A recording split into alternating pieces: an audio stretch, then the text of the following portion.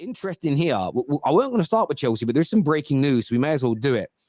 Marcus has shared, this has come from Andy Naylor, who is a big reporter when it comes to Brighton, that an unnamed club has bid more than £80 million for Caicedo. And one of the questions I was going to ask you is, if Chelsea are not careful, do you think they could end up missing out on him? Yeah, do you know what I think's happening in this transfer window? I think because of the Saudi Arabian money that's coming in and the way it's just hit the market and the bidding for everybody. And I don't think people looked at the squad and thought, right, we're going to be able to offload him very easily. And that's happened. So people have got a bit of money to spend. I think people are sat back weighing up options. I don't think people are showing the full hand of cards. I think there's still a month left of the window. I know people always think we need people in for the season, but teams like City and Chelsea and that, they probably can afford to wait a little bit and see what happens. I mean, City pulled Akanji out last year, late on, nobody's seen it. But Chelsea, I don't know, Chelsea seem to really want Caicedo.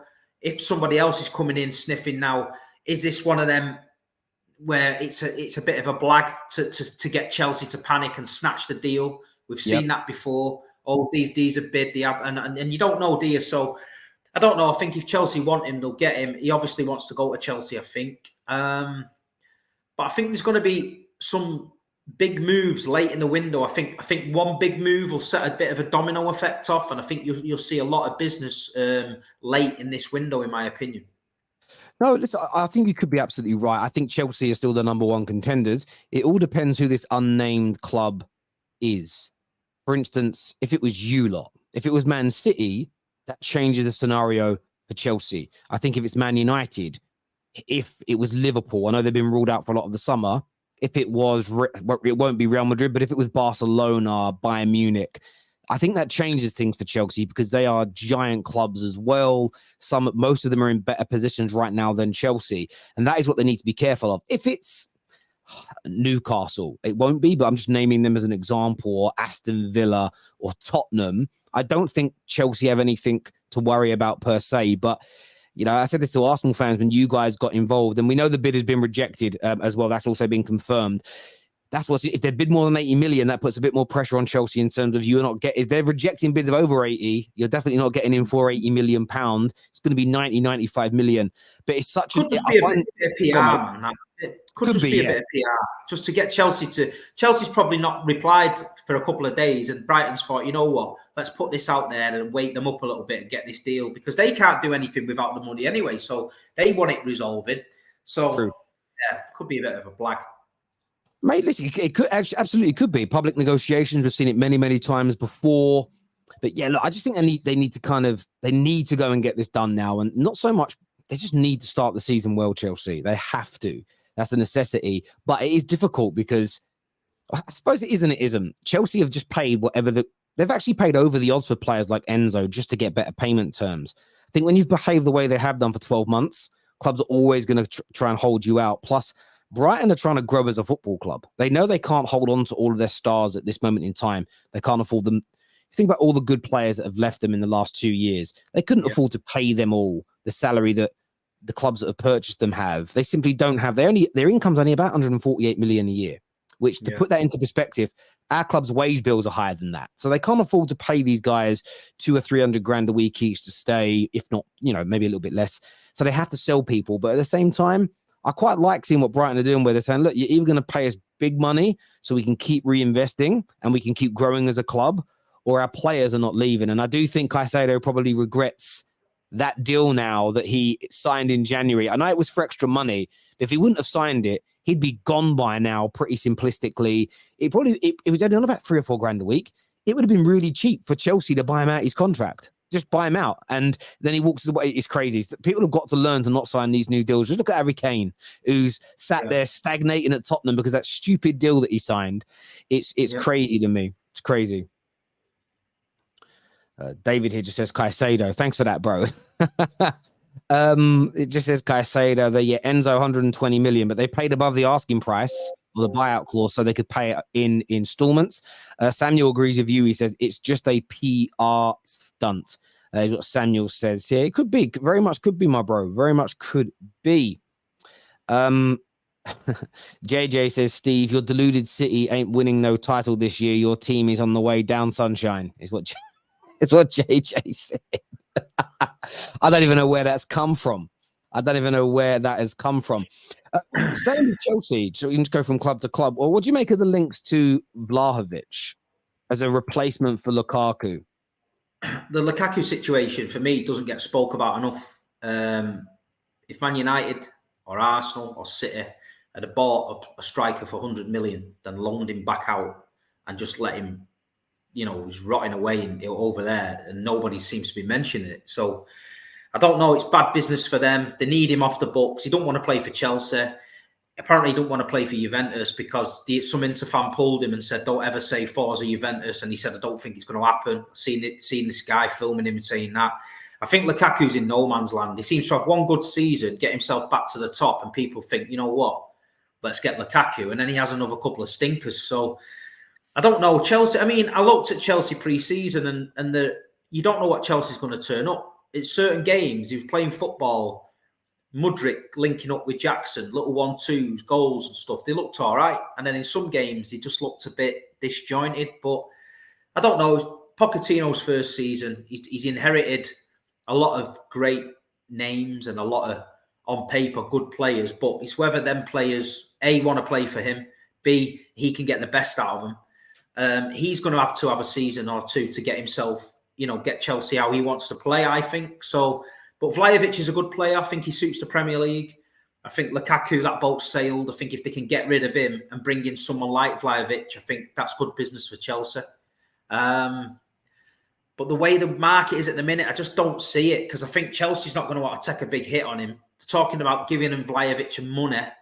They paid 100 million for him. You know what I mean? They still owe somebody money somewhere. So I don't know. I just don't know. I can see Inter still owe Man United £20 million for when they bought him from us back in sort of 2019 or 2020, whenever that was. So they still, Inter still owe us money. So the Lukaku's, the financial situation with that deal is mental. It really is. And how his career has just kind of fizzled out the way in which it has. I agree. I think Vlahovic is decent. Some people don't rate him. I think he's pretty good. Chelsea fans seem to be 50-50 split. Some really like the idea. Others just feel that he's sort of substandard. A lot of them are really backing this Jackson kid they bought, though. A lot of them are talking about him being a star. So it looks lively, like I say. I just don't know what to expect with Chelsea. I mean, last season was a big downer for them. They were poor. The attitude of the players was stinky. Looking when I went to Stamford Bridge in the league game, place just didn't feel right. Just no atmosphere there. Nobody was asked.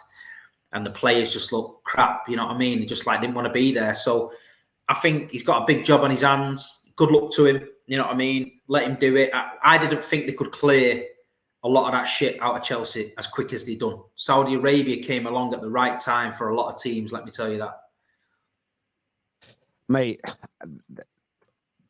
just like China did all those years back now, they've really helped a lot of teams. Because I don't think Chelsea get rid of all the players they have if Saudi didn't come in.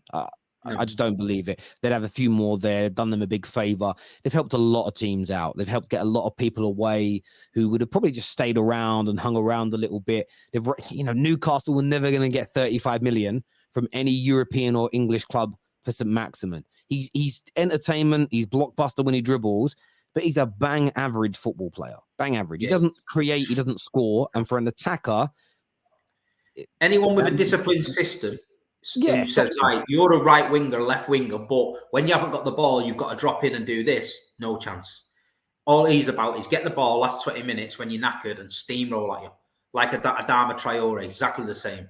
There's very little end product to what you've got. A couple of step overs, a few oohs and ahs, and then every now and then he'll ping one in. But most of the time he ends up running it out of play, or it ends up in 60 foot into the stands. So, yeah, 35 million's mad. Yeah, no, I totally agree. I couldn't agree more with you on that. I think it's absolutely, you're absolutely spot on when you say it. I've never rated him as a footballer. I rate the skills that he has, but I'm just not an eye test person to that level. It's great when it looks good, but if there's no end product, I just see it as pointless. I see it as absolutely, it's almost like buying the best body kit for a car, the best exhaust pipe, great bucket seats, the best sound system, subwoofer, tint in the windows, the best alloy wheels, but then having no engine. What is the point? It's literally pointless. There's no point. So Maximum is almost one of the most pointless footballers I've ever seen in my life.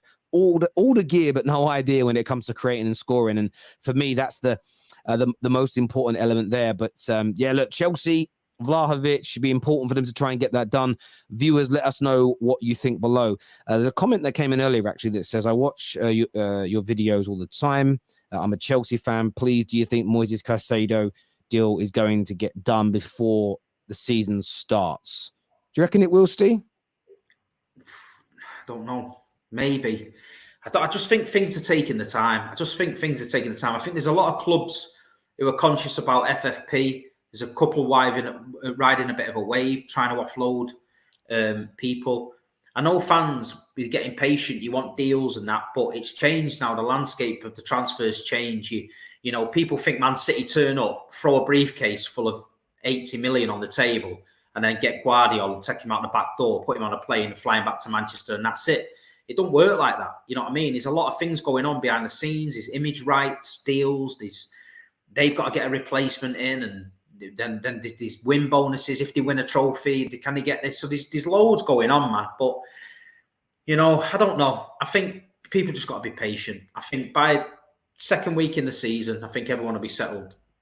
You know what I mean? Yeah. Everyone will be done. Yeah. No, I think it could get done before then. It may protrude slightly because the season literally kicks off in just over a week, and it can take a week. It depends if you guys want to do a big promo and a big intro. So you look at the situation. Højlund landed in England yesterday. Medical will be done by today. We'll probably announce it over the weekend because we want to do the big fanfare. So that's taking 4 or 5 days from after the Here We Go. So if you guys don't get an announcement until Monday, Tuesday, or Wednesday, getting him in your team by Sunday is a bit of a push. So that's what you would need. But yeah, I think they play Sunday. But